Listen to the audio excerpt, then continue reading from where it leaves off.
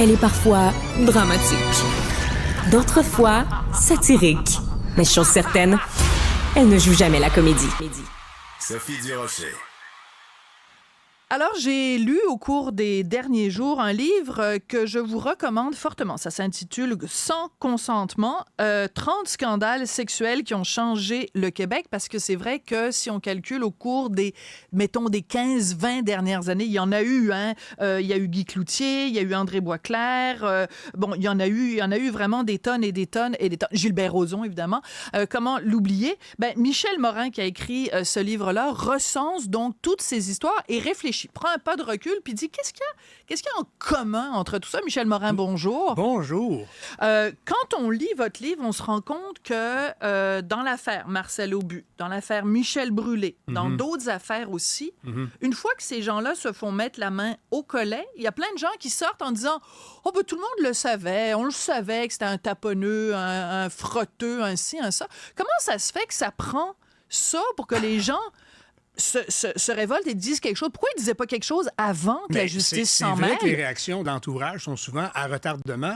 Dans le cas de Brûlé, dans le cas de Michel Brûlé, il y avait le côté, puis dans le cas d'Éric Salvaille, puisqu'on en parle, il y avait une espèce d'omerta de gens dont la job dépendait d'eux. C'est ça qui arrive. Fait que les gens qui travaillaient dans les productions d'Éric Salvaille, par exemple, ne voulaient pas se le mettre à dos, même s'il créait des malaises, je veux dire, à peu près à tous les jours. Dans le cas de Brûlé aussi, les gens qui travaillaient aux Intouchables, puis je l'ai connu un peu, Brûlé. Oui, à un moment donné, il y a un de ses collègues qui ouvre un tiroir aux éditions Michel Brûlé, puis il y a des photos de Michel Brûlé en train de se faire une fellation. Plusieurs photos. Donc, cet homme, écoute, Brûlé faisait des voyages en Thaïlande, et on sait le genre de voyage qui se fait là pour certains pervers comme lui. Et il en rapportait des photos. Il était tout fier de montrer ça. Il s'assumait comme pervers. C'était assez particulier, Brûlé. Ouais. Oui.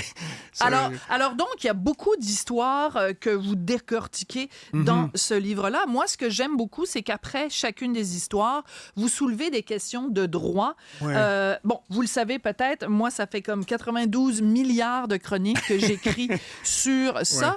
Sur ces dossiers d'inconduite sexuelle. Et il y a une chose qui me frappe, Michel, et j'espère que vous allez trouver la même chose que moi, c'est que les gens ne font pas la différence entre le Québécois moyen ne fait pas la différence entre allégation, accusation, être trouvé coupable au terme d'un procès et plaider coupable et ainsi éviter un procès. Ils ne font pas la différence entre une présumée victime, une plaignante. Bref, il y a un travail d'éducation, pas condescendant, mais juste d'éducation des gens pour clarifier ces principes-là. Tout à fait. Et d'ailleurs, c'est ça, c'était un des pièges qui me guettait dans l'écriture, dans le sens que tous les dossiers où on était dans les allégations, où il n'y avait pas de mise en accusation, il n'y avait pas de plainte aux autorités, puis le DPCP n'intervenait pas, j'utilisais évidemment le conditionnel. Alors, je marchais sur des œufs, j'utilisais le conditionnel. Et puis, c'est ça. Mais dans 2 cas sur 3, grosso modo, une vingtaine de dossiers sur les 30 du livre, il y en a 20 sur 30 qui ont été judiciarisés. Dans certains cas, donc, les accusés, comme Cloutier, par exemple, qui étaient confrontés à une preuve, mais vraiment une preuve béton, n'avaient pas le choix de plaider coupable, on plaidait coupable. Et le reste, il y a eu des procès. Et étonnamment, contrairement à ce qu'on peut penser, il y a seulement 3 cas où il y a eu des acquittements.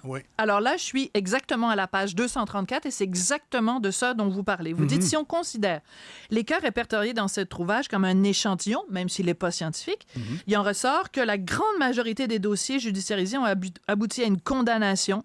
Donc, sur 19 affaires dont vous parlez dans votre livre, il y en a seulement 3, ça s'est soldé par des acquittements, on les connaît, Rozon, Salvaille, Gomeshi, mais donc, les gens qui disent « Ah, la victime parfaite, puis c'est épouvantable, puis ça finit jamais, puis il y en a pas assez, puis tout ça », quand même, 3 sur 19 seulement qui ont été acquittés. Les autres, ça s'est terminé. Donc, est-ce que vous, après avoir fait toutes ces années de recherche pour le livre, est-ce que vous en ressortez avec une plus grande confiance dans le système de justice? Tout à fait. Puis il y a tellement de grande évolution. Il y a un des chapitres où je parle des règles qui prévalaient jusque dans les années 80 au Canada en ce qui concernait l'administration de la preuve dans des dossiers, dans les accusations pour des crimes sexuels. C'était fou à quel point les victimes, surtout les filles, partaient avec 2 prises. C'était les règles ça prenait une corroboration d'un témoin, alors que ce sont des infractions qui se commettent toujours sans témoin. Il pouvait faire la preuve de mauvaise réputation de la plaignante. Il fallait, si c'était pas une plainte spontanée, le juge pouvait dire, écoutez, au jury, par exemple, écoutez, ça a pris 2 ans, madame, avant avant qu'elle porte plainte, alors on peut remettre en doute sa C'est ça. crédibilité. Maintenant, on appelle ça c'est des fou, mythes là. et stéréotypes, et les mythes et stéréotypes sont interdits dans les cas d'agression sexuelle. Donc, je trouve que c'est important, ce livre-là, Michel, parce que je pense que pour beaucoup de gens, le fait de les avoir histoire après histoire après histoire après histoire, ça va montrer à un grand nombre de Québécois que, grosso modo, quand même, justice est rendue. Je veux juste soulever quelques petits points avec vous. À un moment donné, évidemment, vous consacrez tout un chapitre à l'affaire Guy Cloutier et il y a des détails vraiment dégueulasses que moi, j'avais oubliés dans le cas de ces agressions contre Nathalie Simard. À un moment donné, semble-t-il qu'il aurait dit à Nathalie Simard qu'il souhaitait qu'elle ait je m'excuse pour ceux qui écoutent, là, mais c'est sa réalité à Nathalie, qu'il aurait souhaité que Nathalie ait un sac en papier sur la tête et que tous les amis de Guy Cloutier viennent la violer tour à tour et que ce soit lui qui décide quand ça commence et quand ça s'arrête. C'est absolument sordide. Absolument sordide et répugnant. Ouais, et l'épisode de la robe du village de Nathalie aussi. C'est dégueulasse aussi. Donc, vous lirez ça dans le livre. Par contre, je vais vous soulever une question avec vous. Vous dites que, évidemment, il ne faut pas, et au Québec, on a été très bon là-dedans, que les membres de la famille Cloutier portent l'odieux de ce qui s'est passé. Par contre, vous omettez de dire, mon cher Michel, que lors du bye-bye de 2009, qui était préparé par Véronique Cloutier et Louis Morissette, on a ridiculisé Nathalie Simard en faisant des jokes de pète. Ça a profondément blessé Nathalie Simard. Et beaucoup de gens au Québec ont eu un malaise parce qu'ils se disaient, Véronique Cloutier s'associe à une émission où on ridiculise la victime de son père. Personnellement, je l'aurais mentionné dans le livre. Mais savez-vous quoi, Sophie? Vous me l'apprenez à l'instant. J'ai jamais entendu parler de ça. Ça fait longtemps que j'ai pas regardé le bye-bye et je savais pas ça. Mais le paragraphe à la fin du chapitre sur Cloutier, que je ne ménage pas, disons-le, c'était simplement pour dire que, contrairement dans beaucoup de cultures, vous n'êtes pas sans le savoir, surtout quand la religion s'en mêle. Souvent, la faute du père retombe sur les enfants. Et ce que je disais dans le livre, c'est simplement que, Dieu merci, dans le cas de Véronique, qui est bourré de talent, ça n'a pas vraiment nuit à sa carrière. Le fait que son père a été... Et j'en suis. Oui, mais je pense simplement par décence pour Nathalie Simard. Je trouve que ça aurait été important. Mais je ne savais pas, Sophie. Je vous l'apprends. Ouais, okay. Bon, vous parlez à un moment donné de l'affaire Ghomeshi. Et ça, c'est intéressant, l'affaire Ghomeshi. Donc, même si ça ne s'est pas produit au Québec, on en a beaucoup parlé au Québec, animateur de radio de CBC, qui a eu un procès. Et... parce que beaucoup de gens au Québec ont tordu les faits dans l'affaire Ghomeshi. Et moi, je suis contente parce que vous remettez les affaires au clair. Il faut rappeler que les plaignantes, donc il y en avait 3, il y en a une qui a menti à la cour et à ses procureurs.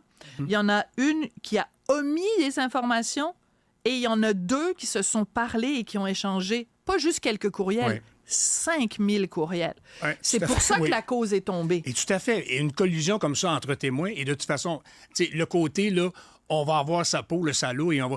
les juges ont tout vu ça. C'est ça, les femmes se disaient ça entre elles. C'est ça, c'est important de le dire. Et ça a été un chapitre qui a été long à écrire, Ghomeshi, parce qu'il y a eu beaucoup de rebondissements et tout ça. Mais oui, en effet, et c'est un des chapitres avec lequel, celui sur Salvaille, où le côté...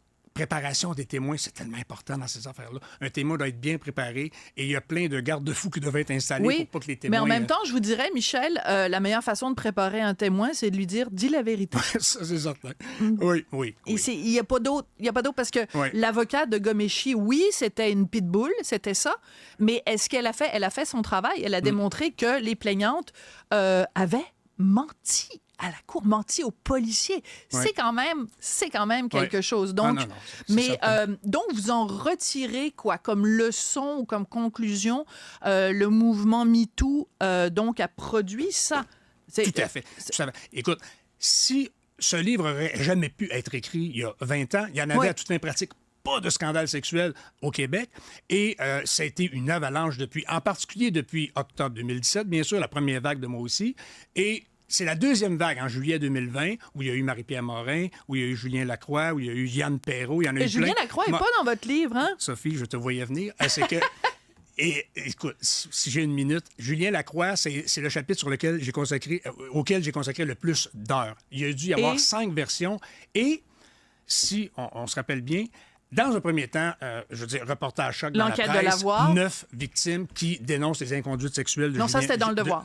De Julien Lacroix. C'était dans Le Devoir. Oui. Et qui dénoncent les inconduites de Julien Lacroix. Contre-enquête dans la presse. Contre-enquête en novembre 2022, 2 ans et demi plus tard, et on rétablit un peu la réputation de Julien Lacroix dans le sens qu'il y a 5 des 9 filles qui reviennent en partie ou complètement Ouais. sur leur déclaration. C'est pour ça que vous avez décidé de l'enlever du On ne savait livre? plus quelle posture adopter dans ce dossier-là, dans le sens que la peur, et c'est la peur Est-ce que c'est j'avais- les avocats de la maison d'édition? Non, honnêtement, non. C'est Mais- vous? Mais il y a eu beaucoup de discussions avec l'éditeur là-dessus. Il a été retiré en décembre, en fin de compte, parce qu'on ne voulait pas banaliser les comportements de Julien Lacroix. On ne voulait pas non plus les dramatiser. On ne savait plus sur quel pied danser. Et comme on voulait arriver aussi au chiffre 30, ben il fallait en couper un chapitre. Puis on a dit... Écoutez, Ben, ça aurait été sympa de redonner à Julien la vérité de son témoignage. Mais bon, peut-être. Ouais. Savez-vous quoi? Dans le prochain livre. S'il y a un tome 2, oui. Merci. Donc, il y avait un chapitre sur Julien Lacroix qui a été enlevé. Bon, on a notre scoop concernant votre livre. Merci beaucoup, Michel Morin. Ça s'appelle « Sans consentement, 30 scandales sexuels qui ont changé le Québec ». Ça a failli être 31, mais il y en a 30. Merci beaucoup. Merci.